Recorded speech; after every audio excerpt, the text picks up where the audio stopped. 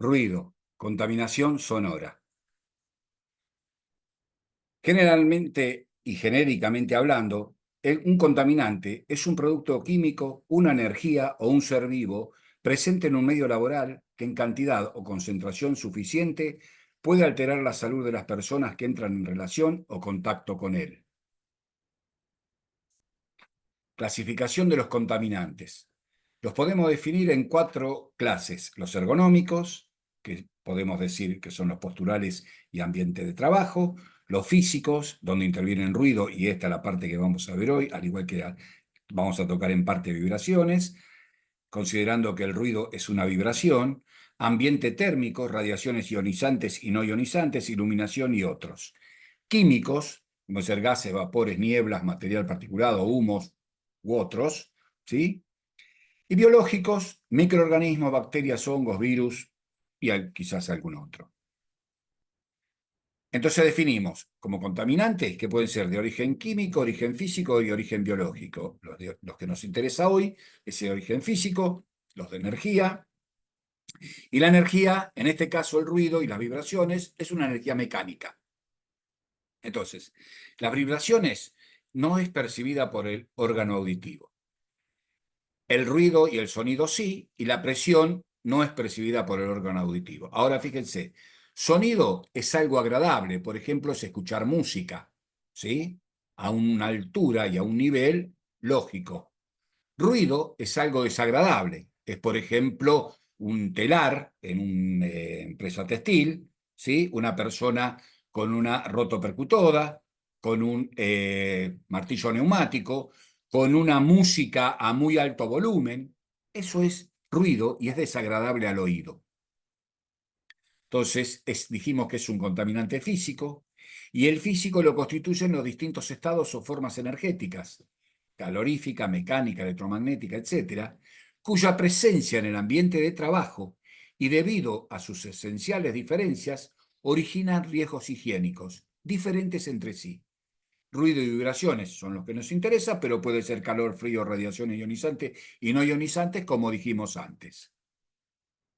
Entonces, si decimos que el ruido es un sonido no deseado que produce una sensación desagradable, y el sonido es una sensación percibida por el órgano auditivo debido a la diferencia de presión, al igual que el ruido, y producidas por la vibración de un cuerpo, pero que es agradable al oído. No es agresor, ¿sí?, a esa sensación de sonido o de ruido.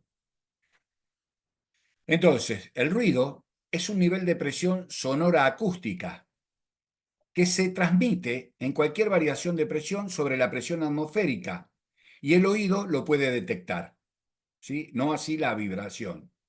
Entonces, la presión del oído, la presión del sonido se va transmitiendo sobre la presión atmosférica y va llegando. Por eso, si ustedes ven la luz ante un relámpago de un trueno, la luz del relámpago llega primero y después viene el ruido o el sonido de ese relámpago, de ese trueno. Es porque va en una variación de presión y en una vibración mucho más lenta que la luz. Entonces, hay parámetros de esa onda sonora, y el parámetro que puede afectar es la intensidad, el nivel de presión acústica, la frecuencia, el periodo y la longitud de onda, ¿sí? Entonces, la intensidad, si ustedes ven, es un ciclo, está generado por una onda máxima, un cero y una onda mínima. La intensidad es la altura superior o inferior de ese ciclo. La frecuencia es la cantidad de veces que se repiten por segundo.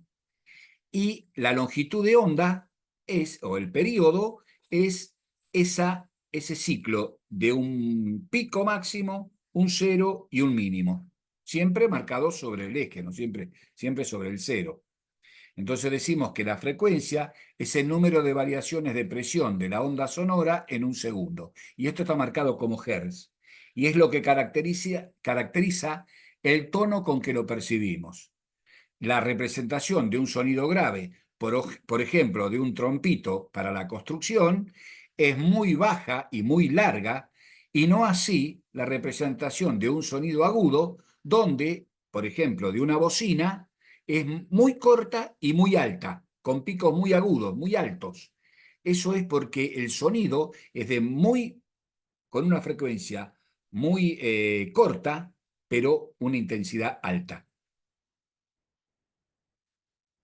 Los niveles sonoros que podemos nosotros tener, por ejemplo, en un bosque, en un parque, está más o menos entre 15 y 20 decibeles, dBA, que es los decibeles cómo se marca la intensidad del ruido. ¿Sí? En una biblioteca, aproximadamente 40, 35, 40 dB. En una oficina, entre 60 y 80, antes era más alto porque estaban las impresoras de punto, estaban las máquinas de escribir, ahora con las computadoras o la PC, ¿sí? El ruido es mucho menor. El sonido del teléfono también lo regulan, o sea, acá está más o menos en eso. En la calle no tendría que pasar de 80, salvo algunos bocinazos agudos, algunas esquinas donde puede haber mayor ruido, pero el normal es 80. Para una persona trabajando en la calle con un martillo neumático, anda más o menos en 100 dBA. Y en, una, en un aeropuerto, aeroparque, las turbinas de aviones, ¿sí? Están más o menos a 140 decibeles a 25 metros de distancia. Fíjense que medido a 25 metros de distancia está en 140 decibeles. Ojo, no es más cerca por varios motivos, ¿no es cierto? Fíjense que a partir de los 80 ya la persona empieza a estar protegida. La persona con el martillo neumático tiene protectores auditivos y desde ya, y lo vemos, ¿sí? Si alguien vio cómo maniobran un acercamiento o cómo se tiene que acomodar para salir un avión, la persona está protegida con copas, con protectores auditivos. Muy bien. Tipos de ruido según la variación del nivel sonoro en el tiempo. Puede ser fluctuante o discontinuo, cuando el nivel varía en función del tiempo de forma aleatoria sobre el margen más o menos grande, sobre un margen más o menos grande. Y ahí vemos la curva. Aquí se ve la curva. El estacionario o continuo, ¿sí? Es cuando la lectura del sonómetro en velocidad lenta oscila en un rango inferior a 5 dBA. Esto puede ser un motor.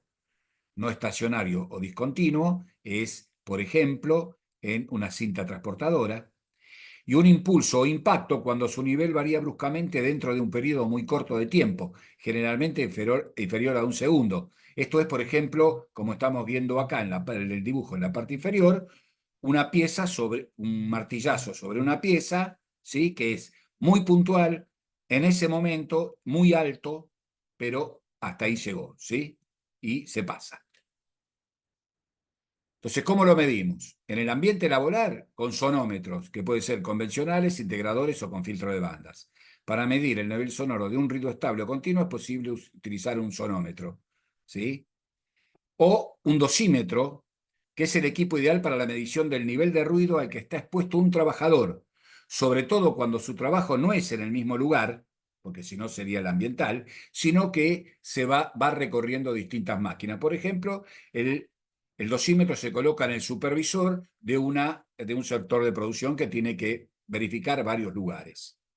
Y la persona lo lleva. Acá vemos el ejemplo de una persona con un dosímetro en la cintura y colocado el sensor a la altura del cuello. Dice, las mediciones después serán realizadas por personal con la debida cualificación, ¿no es cierto? Eso desde ya.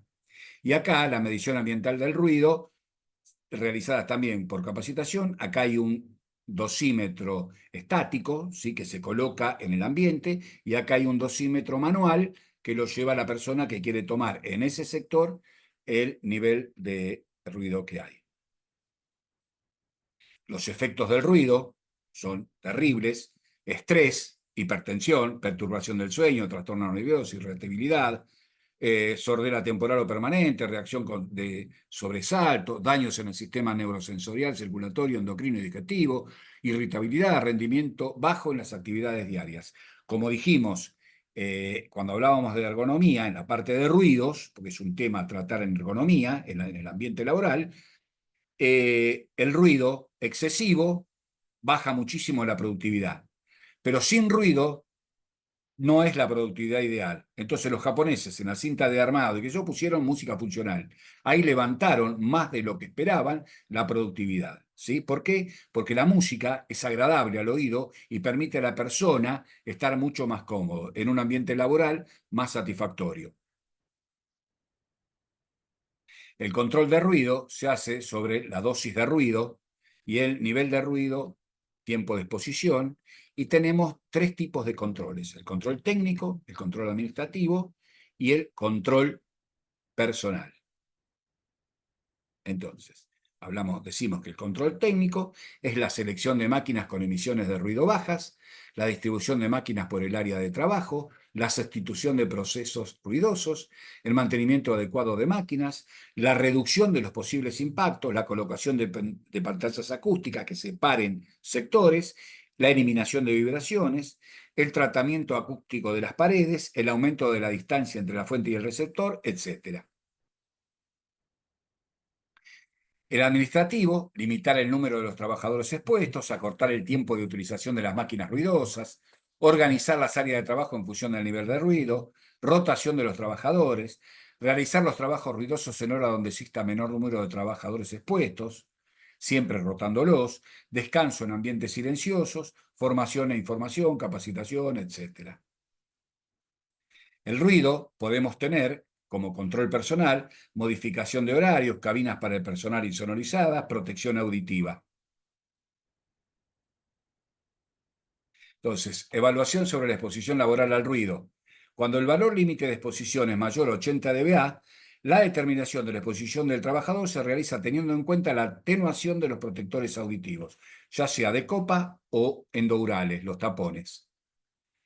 ¿Cuáles son las ventajas e inconvenientes de las copas frente a los tapones? Los tapones tienen, la protección suele ser menor que las copas, no presionan la cara desde ya.